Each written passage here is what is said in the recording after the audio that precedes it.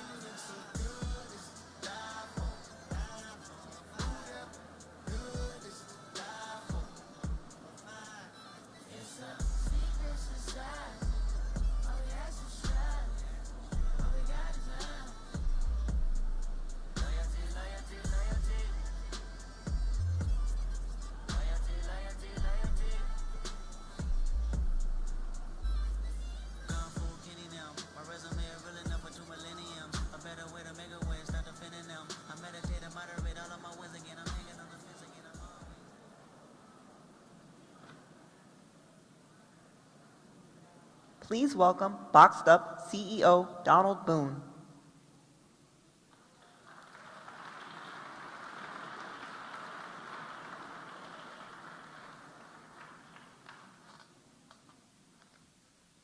Atlanta, how we doing today? I like it. Can y'all tell I'm excited? Good afternoon on this beautiful Monday where we have so much to be thankful for, especially in the presence of the first woman and Black American to be elected as Vice President of our country.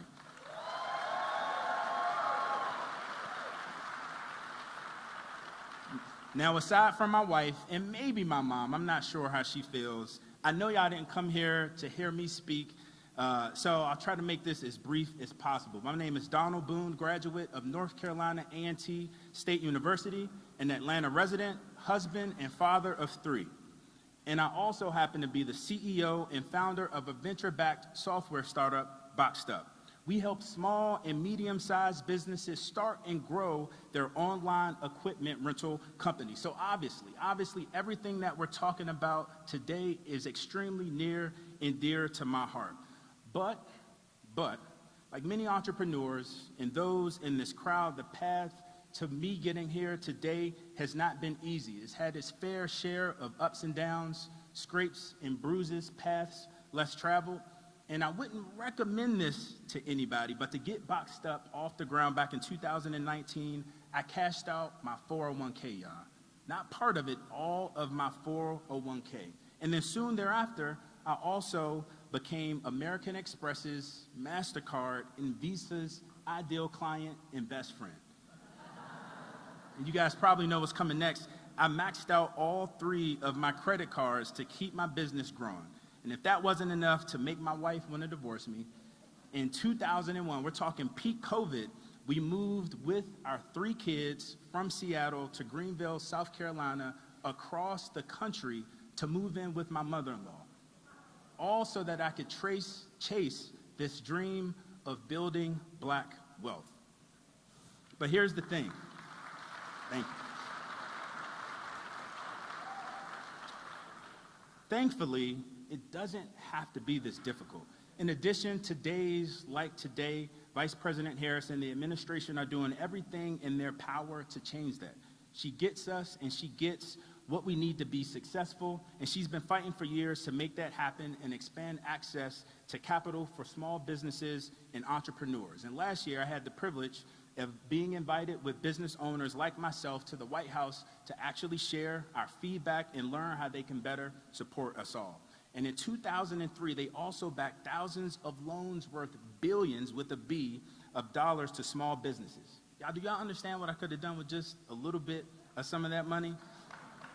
So with that, I'd like to introduce you to our moderators for today. A lot of you guys in the audience know them well. They are the co-founders of the revolutionary financial empowerment platform, Earn Your Leisure. Earn Your Leisure's empire spans the world's largest financial festival, InvestFest, held right here in Atlanta, and the Earn Your Leisure Network, which includes 3 top 100 podcasts and a robust online presence with over 3 million followers across all social media channels. Please welcome to the stage Rashad Bilal and Troy Millings.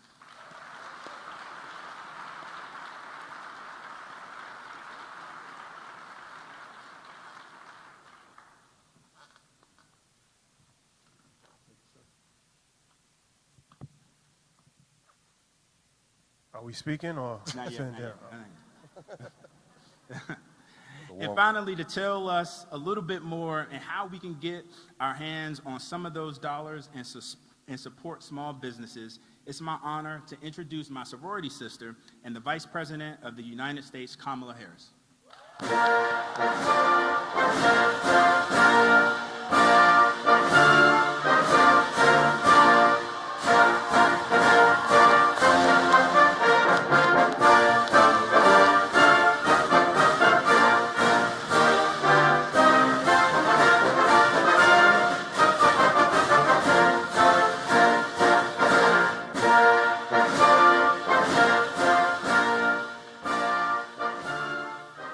Good afternoon, everyone. Good afternoon. Good afternoon, Atlanta. How's everybody doing? How's everybody doing? Okay, we're in Atlanta. All right, but before we get started, I want to welcome you to the Economic Opportunity Tour. This is stop number 1. And what better place to do it here in Atlanta, Georgia? That's right. The city of opportunity. We want to acknowledge a few people before we get started. Senator John Ossoff. Senator Raphael Warnock. Representative Steve Horsford, who is the chair of the Congressional Black Caucus and is celebrating a birthday with us today. Yes, he is. Happy birthday. Happy birthday. And Vincent Evans, who works with him. Representative Nikema Williams. And the leaders of the Black Economic Alliance who have helped partner to make sure that this tour runs smoothly. So congratulations and thank you guys for being here today. Yes. You know, we do events all the time, but this is a little bit more different, I would say that, you know, a different dress code. They're not as enthusiastic for our presence. They're warming up, they're warming up. It's more presidential, for sure. Well, first and foremost, thank you for inviting us to have this conversation. Is something that we are definitely looking forward to, for sure. Me too, thank you. So my first question is, how are you and the president building an economy that provides an opportunity for all?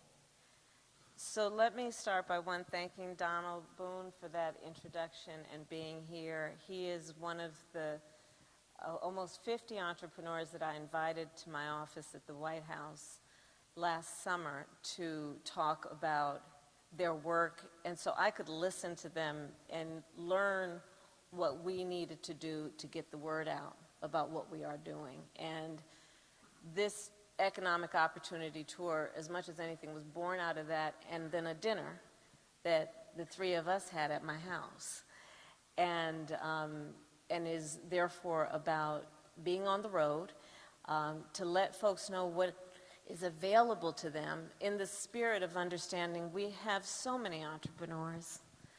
We have so many people who have incredible ideas. They are innovative, hardworking, ambitious, have aspirations, have vision. None of that we lack for in the community. But for most folks, we lack access to the resources that will feed those ambitions and those aspirations. I chose Atlanta to be the kickoff for this Economic Opportunity Tour for many reasons that include one of the leaders who is among us, and I would ask us to rise and applaud him, and that is Ambassador Andy Young.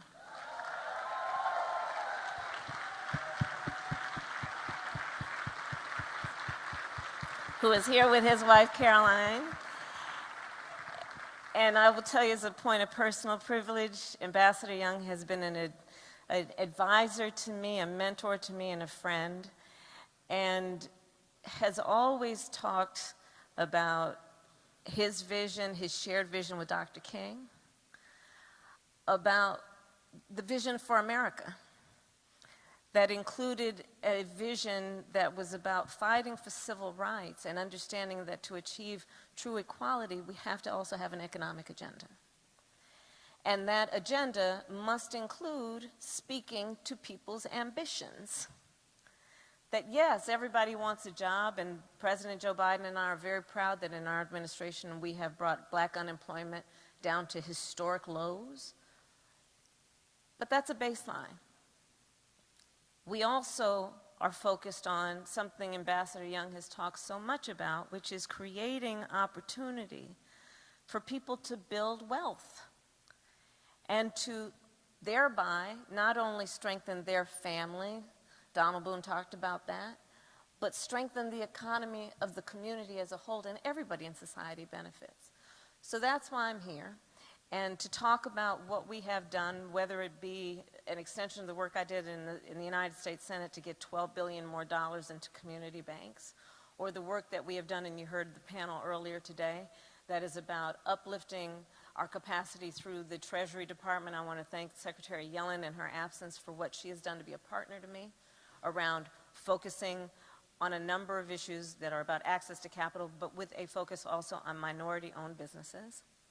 And then what we did to create the Economic Opportunity Coalition, which is, Bank of America, Wells Fargo Bank, Google, and getting private equity to invest in community banks, some of the local community banks being represented here, to increase access to capital so that our entrepreneurs in the community have a place to go where it's the people who are doing the lending know the community, know the capacity of the community, know the mores of the community, and can provide not only capital, but the knowledge that so many need to understand how to run a business. You have a great idea, but you don't necessarily know how to run a payroll. Don't necessarily know what kind of system there is for business taxes in a way that allows you to maximize, right, your resources. Don't necessarily know how you're going to keep up your inventory, and don't necessarily know what is available in terms of creating access to markets. So you have a good product, but you need access to markets. So the work that we have been doing over the last 3 years has been focused on all of these areas, and also understanding the context in which we exist, which is the longstanding disparities, and understanding that in spite of those who in certain parts of our country want to attack DEI, we understand that you can't truly invest in the strength of our nation if you don't pay attention to diversity, equity, and inclusion.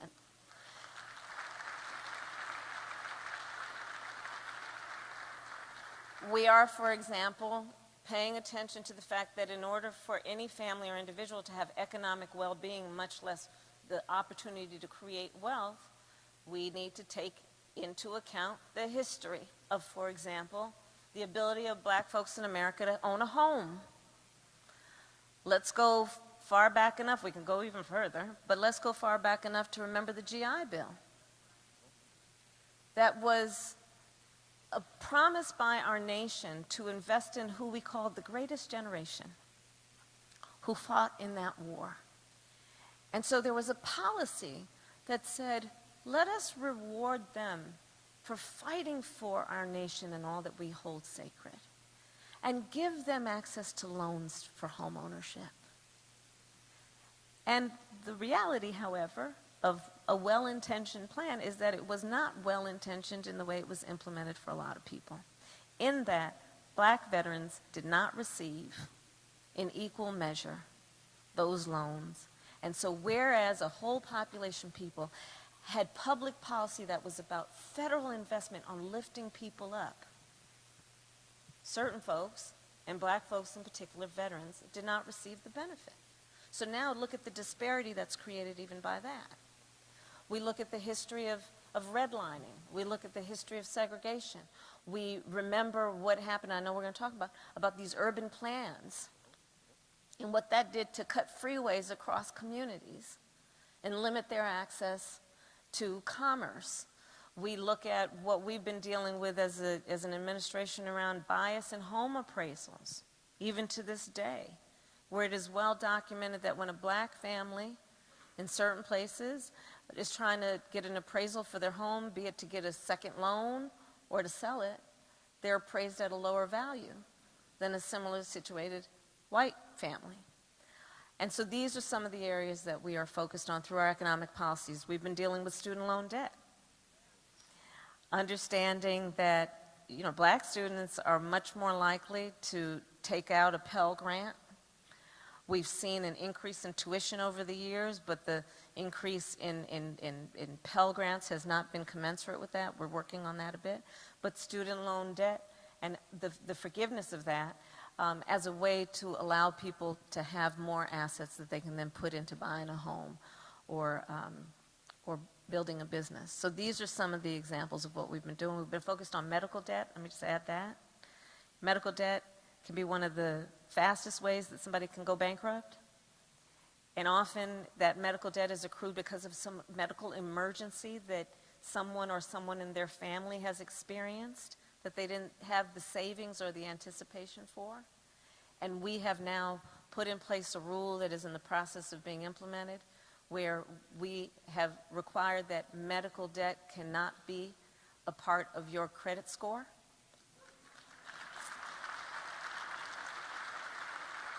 And medical debt cannot be considered when Your credit is being evaluated for a car loan, a home loan, things of that nature. So these are some examples of what we've been doing. Yeah, I want to stay with that theme of access because it's a real issue. When we talk about access, especially communities of color, we've lacked it. A lot of it has been done for many reasons, but specifically, and you kind of alluded to it, urban renewal. Yeah. So I'm interested in knowing what work is being done to address some of these historic inequities. So during the late 50s and 60s, there was this whole policy push, national policy push that was called urban renewal. But what it ended up doing was, and it was supposed to be about making life easier for people that live in the areas where it happened. But essentially it was about a policy that was directed in making it, many people will say, easier for folks who had wealth and means to move to the suburbs and still have access to downtown. I'm oversimplifying it, but that's essentially it. And you see across the country, I'm going to be in Detroit on this tour, I'm going to be in Milwaukee. As you all know, I'm from California, from the Bay Area, we saw it there, where these freeways were built, and basically to cut through communities, which bifurcated the community so that folks couldn't have easy access to, let's say, the small businesses from where they lived. And it ended up decimating these communities for years. So what we have been doing through our infrastructure bill is putting resources into basically reconnecting communities. So here in Atlanta, for example, Freeway 75 and 85, what we are doing is dealing with the fact that I guess there was a division from Sweet Auburn from downtown, and what we need to do to reconnect by creating basically pathways that include over that pathway creating parks, but literally the infrastructure and recreating that infrastructure so we can reconnect communities. So here in Atlanta, there's going to be $158 million out of our infrastructure bill that will do that work, and it's going to create, we estimate, about 13,000 jobs, and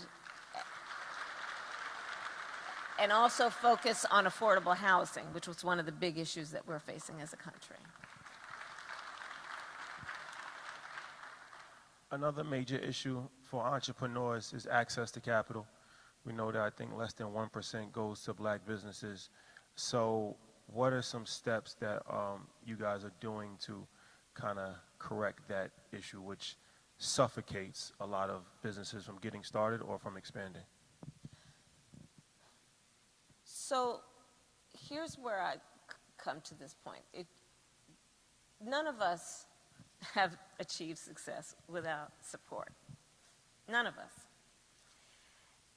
And without someone or people who understood our talent and our dreams and encouraged us to achieve it and showed us how to achieve it. And as much as anything, the spirit behind the push for access to capital, and in particular on this tour focusing on minority small businesses and black-owned small businesses and entrepreneurs who are black men, is to recognize the disparities that have existed around the access to the opportunity to achieve success. Again, I will say, because success is almost always a function of some investment from a community or others that went into the individual who then achieves success. So the access to capital push that we have made has been about, yes, getting more federal dollars into community banks. It has been about getting the private sector and the big banks to invest, because they will admit, and we know, they are not necessarily in the place where we need them to be situated to know the community. Access to capital encompasses a commitment to also making sure that we are doing the teaching to then create the access to markets. So it's about financial literacy, a lot of what we talked about before around helping people know how to start a business and keep a business going. And it's also about understanding that our small, I interchange the word entrepreneur and small business. I think basically, depending on the generation, someone considers themselves an entrepreneur in terms of younger small businesses, but it's all entrepreneurship, right? What we also know is that our entrepreneurs, our small business owners, are not only leaders in business, but community leaders, civic leaders, hiring locally, mentoring, creating opportunities for economic development and growth within individuals and communities. So the work we are doing to extend access to capital is about tapping into the ambition that exists, the aspirations that exist, and then giving people the resources that are necessary, money and other resources to actually achieve success. Can you talk a little bit about how you all achieved your success and how this kind of approach would lend itself to others having a story similar to yours? Yeah, we started with an iPhone and idea. That's what we always say. Like we didn't have any capital when we started, right? And that's the beauty of social media. Technology has really empowered everybody and kind of leveled the playing field. But what we're seeing is that when we're interviewing, other entrepreneurs that may not have the same business model as us, they're having an extremely difficult time. And especially when we look at the next generation of unicorn companies, billion-dollar, multi-billion-dollar companies, those are mostly tech companies, and you do need a lot more money to start a tech company. Right. So I feel like the entrepreneur in Morehouse and Spelman, they have just as good ideas as Mark Zuckerberg and Jeff Bezos, but they don't have the capital. Right. So they either abort those ideas or they work for those companies, but even that's an issue because we know that we are not hired at the same rate in Silicon Valley as other people as well, right? So even talking to Robert Smith and a lot of other people like that, this is a very complex problem, but I think from our perspective, we have a unique perspective because we actually get to talk to entrepreneurs every single day, and we can understand how $100,000 could just accelerate their business, right? $50,000 can accelerate their business, right? And even looking in the crowd, we have entrepreneurs. I see Pinky Cole, I see Eastside Golf, and these are young entrepreneurs that went out on the limb and bet on their self, right? But a little bit more capital, they can be the next McDonald's. They could be the next Nike, right? And that's what we need in our community so they can employ. That's right. So they can employ not just 100 people, but 100,000 people. That's right, and that you hit it on the head in terms of how we feel about this. This is, that yes, there are going to be those who need $20,000 loans, but folks need $1 million loans, right? And when we talk about a small business, it could be a dozen employees, but it could also be 200 employees. And it is that piece of it that is about getting to that next plateau. That is very much how I'm thinking about this tour and the work that we are doing. So yes, it's about startup capital, but also what is required then to grow and to scale and have it be sustainable. One of the pieces I failed to mention before, but I'll mention now, is the president and I, when we first came in, made a commitment that we are going to increase by 50% the number of federal contracts going to minority-owned businesses. And we're on track to get that done. So part of the point of this tour has been to give folks information about how you apply for a federal contract. The reason that we made that commitment is because we then put in place more information that is available to more people about how to get a federal contract, because a lot of that historically has been who you know. And when you get a federal contract, it is potentially yours for life.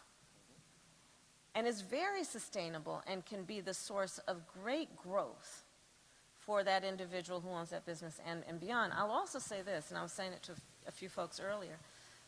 The work that we have accomplished as an administration, be it the infrastructure bill and what we are doing to invest, it'll be trillions of dollars in infrastructure, roads, bridges, sidewalks, all of that, transportation, public transportation. What we have done with the CHIPS and Science Act, which is about investment in technology and research and development. What we are doing with the Inflation Reduction Act, which is about at least $1 trillion invested in the climate, but a clean energy economy. One of the compelling reasons for me to start this tour now and to ask all the leaders here for help in getting the word out about what is available to entrepreneurs and small businesses is because we are in the process of putting a lot of money in the streets of America for this growth. And we want to make sure everyone has access to the opportunity to take advantage of the contracts and the work that is being generated by this policy push. And so we want to make sure people know about it and then know where they can receive the support to be ready to take on the work and then to grow their capacity.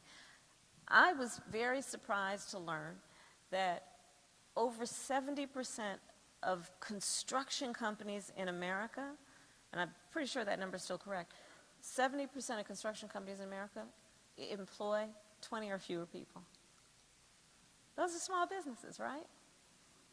Who, when we're building back up America's infrastructure, a lot of that is construction work. Got to make sure people know about what's available to them to actually take those jobs.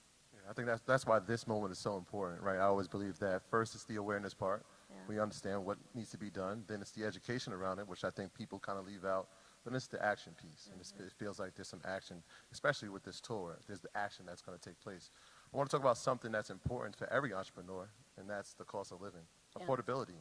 And so we've seen interest rates, obviously, over the past 4 years, they've risen. What steps are being taken to lower the burden of housing costs? Because like you said, Yeah. there's disparities in it. We can go all the way back to the GI Bill when we talk about the creation of generational wealth throughout communities. Yeah. It's kind of missed us. So what is being done now from your side?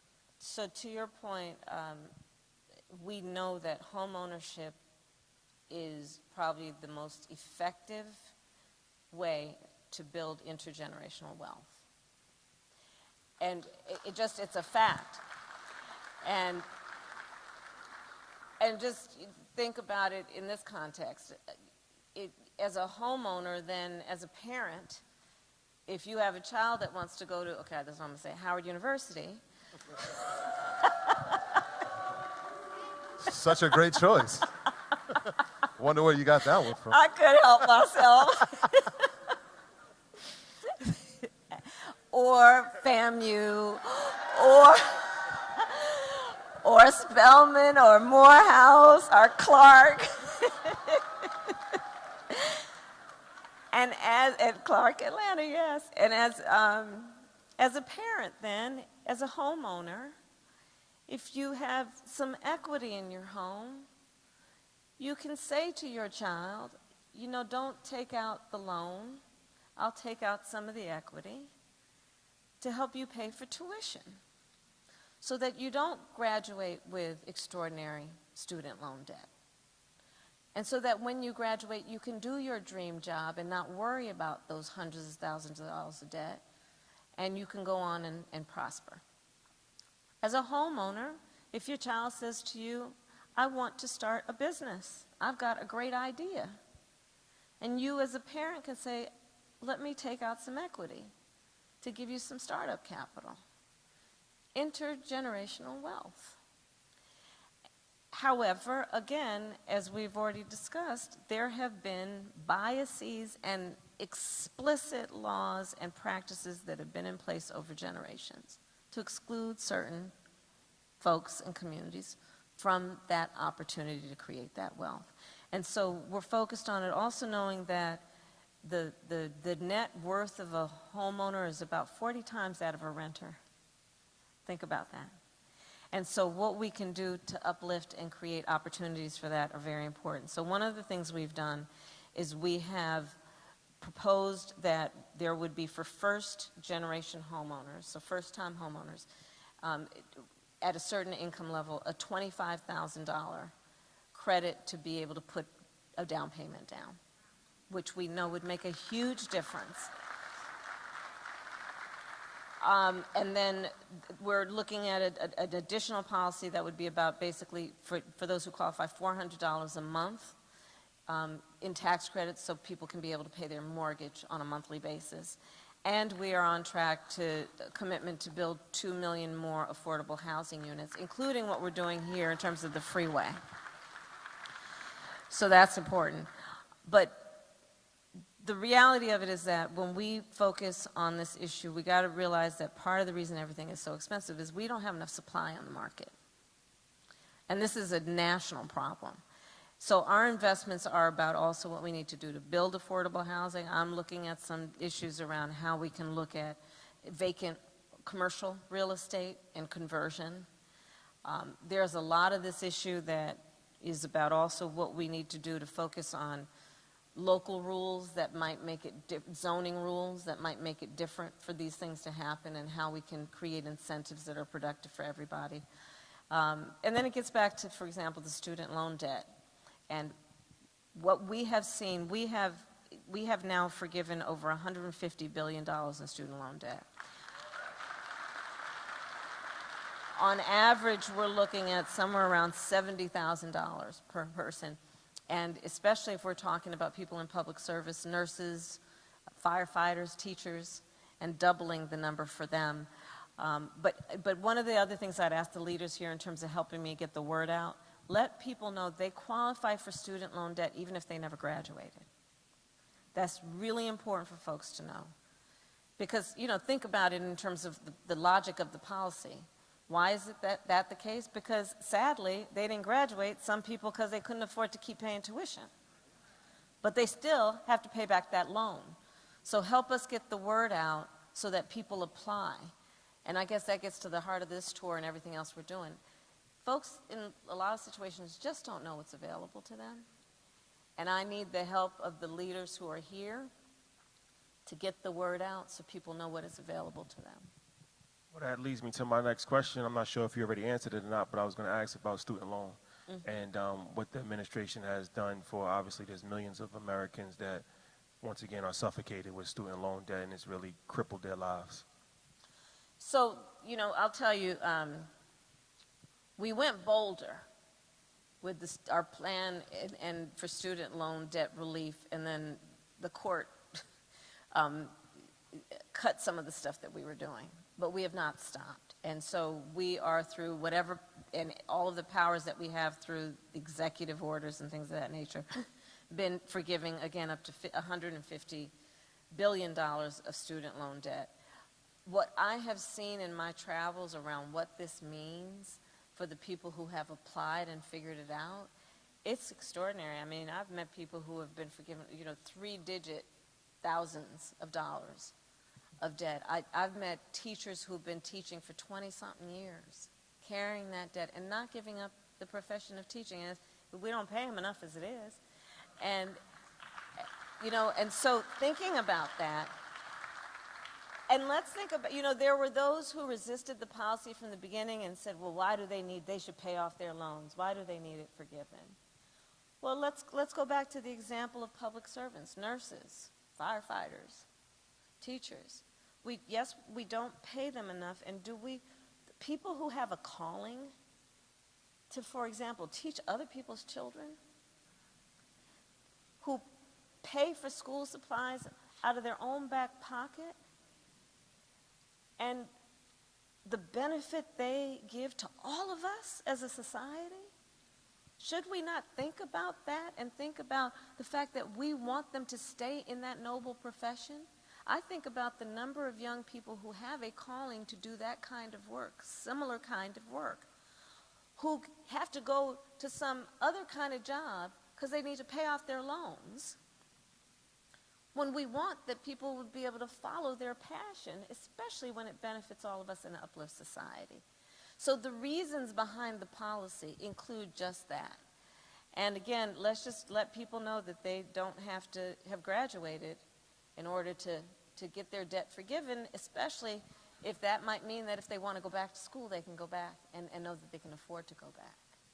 Well, this is coming from a teacher, I say educator now, turned entrepreneur.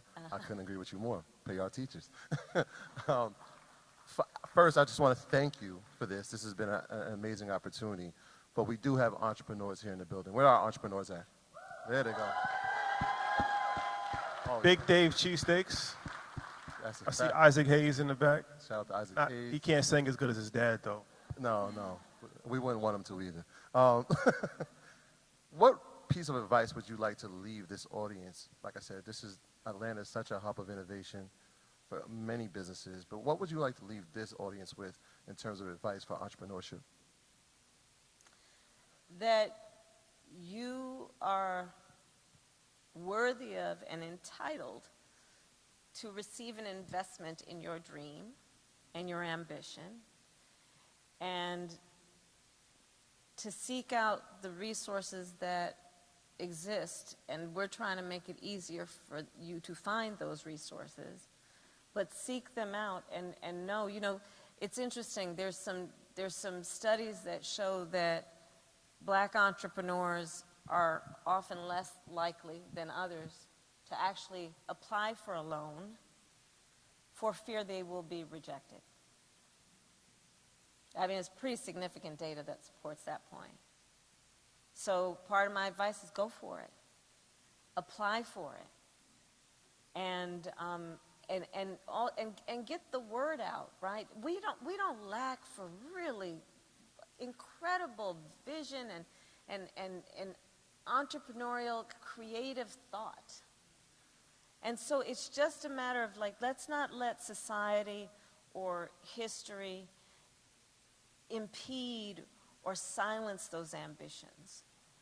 And then I would urge everyone to know, for example, community lenders and to seek them out. I was just earlier at Rice, and what's happening there in terms of helping young entrepreneurs get ready and then have access. I met this young brother, he's got a water company, and it is now going to be selling at Walmart, right?